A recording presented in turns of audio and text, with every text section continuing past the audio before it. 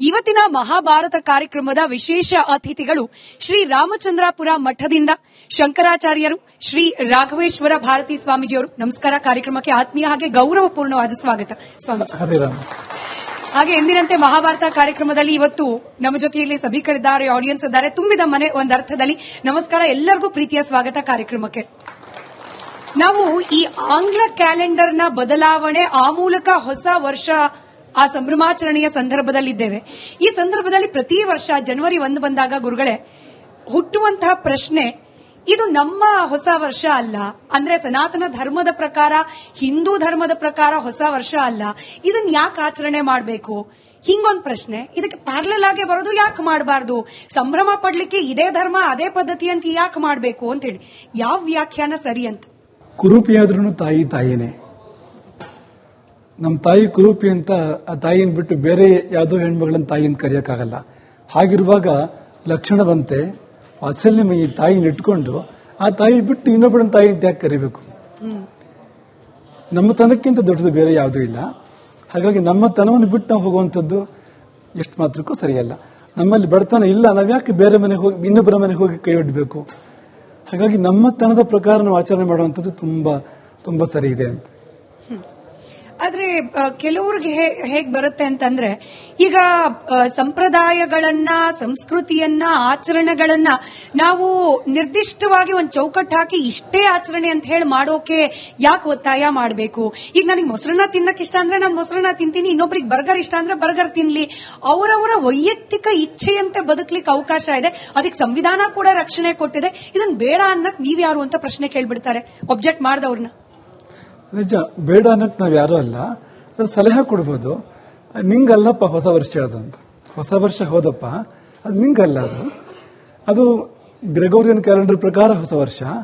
ಈಗ ಭಾರತೀಯ ಕ್ಯಾಲೆಂಡರ್ ತುಂಬಾ ವೈಜ್ಞಾನಿಕವಾಗಿದೆ, ಖಗೋಳವನ್ನು ಆಧರಿಸಿದೆ ಅದು.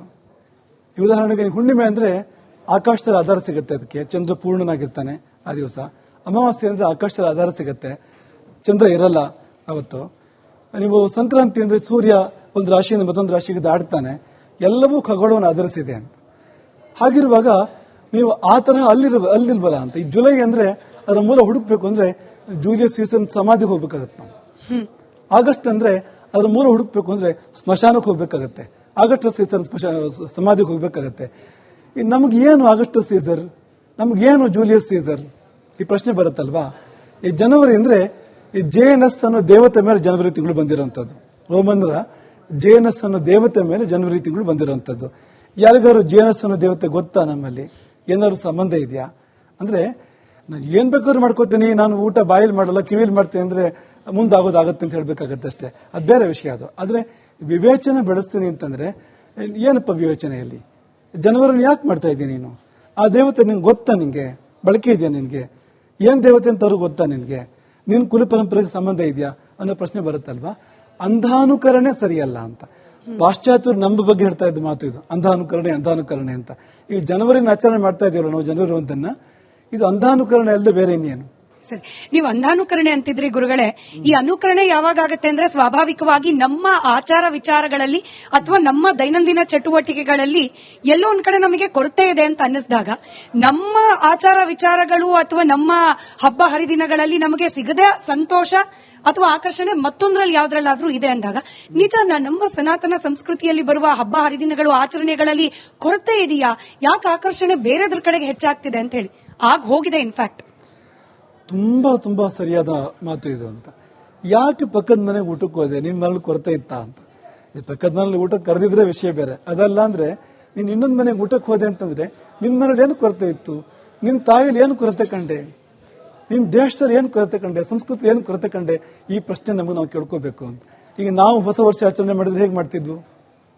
ಸ್ನಾನ ಮಾಡಿ, ಹೊಸ ಬಟ್ಟೆ ಉಟ್ಟು, ಸಿಹಿ ತಿಂಡಿಗಳನ್ನ, ಭಕ್ಷ್ಯಗಳನ್ನ ಮನೆಯಲ್ಲಿ ಮಾಡಿ, ದೇವರಿಗೆ ಅರ್ಪಣೆ ಮಾಡಿ, ನಾವೆಲ್ಲ ಒಟ್ಟಿಗೆ ಕೂತ್ಕೊಂಡು ಖುಷಿಯಿಂದ ಸೇವನೆ ಮಾಡ್ತಾ ಇದ್ವು ಅಲ್ವಾ. ಇವಾಗ ಹೇಗೆ ಮಾಡ್ತಿದೀವಿ? ಈ ಡಿಸೆಂಬರ್ 31 ಮಧ್ಯರಾತ್ರಿ ಏನ್ ಮಾಡ್ತೀವಿ? ಆ ಸಮಯದಲ್ಲಿ ಏನ್ ನಡೆಯುತ್ತೆ? ಹೊಸ ಬಟ್ಟೆ ಉಡ್ತೀವ ನಾವು? ಅಥವಾ ಒಳ್ಳೆ ಸಾತ್ವಿಕ ಭಕ್ಷ್ಯ ಸೇವನೆ ಮಾಡ್ತೀವಾ? ನಾವು ಹೆಚ್ಚಿಗೆ ಹೇಳಕ್ ಕಷ್ಟ ಆಗತ್ತೆ ನಮಗೆ. ಇದನ್ನ ಇರೋ ಬಟ್ಟೆ ಕಿತ್ತು ಬಿಸಾಡ್ತಕ್ಕಂಥ ಸಂದರ್ಭಗಳು ಕಾಣ್ತೀವಿ ನಾವು ಅಂತ. ಹೊಸ ಬಟ್ಟೆ ಹೊಡೋದು ಆಗಿರ್ಲಿ ಅಂತ. ಆ ಕಾಲ ಹೇಗಿರುತ್ತೆ, ಆ ಸಂದರ್ಭ ಹೇಗಿರುತ್ತೆ ಅಂದ್ರೆ ರಕ್ಷಣೆಗೆ ಆರಕ್ಷಕರು ಬೇಕಾಗ್ತಾರೆ. ಹೆಣ್ಮಕ್ಳು ಮಾನವ ರಕ್ಷಣೆಗೆ ಆರಕ್ಷಕರು ಬೇಕಾಗ್ತಾರೆ. ಇದೇನು ಸಂಸ್ಕೃತಿನ? ಇದನ್ನ ಯಾರು ಹೇಳಿಲ್ವಲ್ಲ. ಇಸ್ಲಾಮೂ ಹೇಳಿಲ್ಲ, ಕ್ರಿಶ್ಚಿಯಾನಿಟಿನೂ ಹೇಳಿಲ್ಲ. ನಮ್ಮ ದೇಶದಲ್ಲಿ ಇನ್ನೆರಡು ಮೂರು ಧರ್ಮಗಳು ಏನಿದೆ, ಸಿಖ್ ಧರ್ಮ ಹೇಳಿಲ್ಲ, ಜೈನ್ ಧರ್ಮ ಹೇಳಿಲ್ಲ. ಯಾವ ಧರ್ಮ ಹೇಳಿದೆ ಇದನ್ನ? ಕುಡಿದು ತೂರಾಡು, ಆ ದಿನ ಹುಚ್ಚುಚ್ಚಾಗಿ ಮಾತಾಡು, ಅಶ್ಲೀಲವಾಗಿ ಮಾತಾಡು ಅಂತ ಯಾರು ಹೇಳಿದ್ರು? ಇದ್ಯಾವ ತರ ಸಂಭ್ರಮಾಚರಣೆ ಇದು? ಇನ್ನೊಬ್ರಿಗೆ ತೊಂದರೆ ಕೊಡೋ ತರದ್ದು ಅಂತ. ಹಾಗಾಗಿ ನಮ್ಮ ಆಚರಣೆ ಇದೆಯಲ್ಲ ತುಂಬಾ ಚೆನ್ನಾಗಿದೆ. ಆ ಋತುವಿಗೆ ತಕ್ಕಂತ ಭಕ್ಷ್ಯಗಳನ್ನು ಮಾಡಿ ಊಟ ಮಾಡ್ತಕ್ಕಂಥದ್ದು, ಆ ಕಾಲಕ್ಕೆ ಆ ಋತುವಿಗೆ ಸಲ್ಲ ಅಂತ ಅಡಿಗೆ ಮಾಡಿ ಊಟ ಮಾಡಿ ಎಲ್ಲರೂ ಹಂಚಿಕೊಂಡು ಖುಷಿಪಟ್ಟು ಇದೆಷ್ಟು ಚೆನ್ನಾಗಿರುತ್ತೆ ಅಂತ, ಅದೆಷ್ಟು ಹಾಳಿರುತ್ತೆ ಅದು ಅಂತ. ಈ ಸರ್ವಧರ್ಮ ಸಮನ್ವಯತೆ ಸಮಾಜದಲ್ಲಿ ಇದೆಯೋ ಎಲ್ಲೋ ಗೊತ್ತಿಲ್ಲ, ನಮ್ಮ ಆಚರಣೆಯಲ್ಲಿ ತರ್ತೀವಿ ಅಂತ. ನಾವು 31ನೇ ತಾರೀಕು ಕಂಠ ಪೂರ್ತಿ ಕುಡಿತೀವಿ, ಅರ್ಧ ಬಟ್ಟೆ ಹಾಕೊಳ್ತೀವಿ, ಬೆಳಗ್ಗೆ ಎದ್ಬಿಟ್ಟು ಶುಭ್ರವಾಗಿ ಸ್ನಾನ ಮಾಡ್ಕೊಂಡು ದೇವಸ್ಥಾನಕ್ಕೆ ಹೋಗ್ತೀವಿ. ಈ ಕಲ್ಚರು ಇದೆ ಗುರುಗಳೇ, ಏನ್ ಹೇಳ್ತೀರಿ? ಅಲ್ಲ, ಆರಂಭ ಯಾವಾಗಲೂ ಚೆನ್ನಾಗಿರ್ಬೇಕಂತೆ. ನೀವು ಹೇಗೆ ಶುರು ಮಾಡ್ತೀರೋ ಹಾಗೆ ಮುಂದುವರಿತೀರಿ, ಹೇಗೆ ಮುಂದುವರಿತೀರೋ ಹಾಗೆ ಪೂರ್ಣ ಮಾಡ್ತೀರಿ.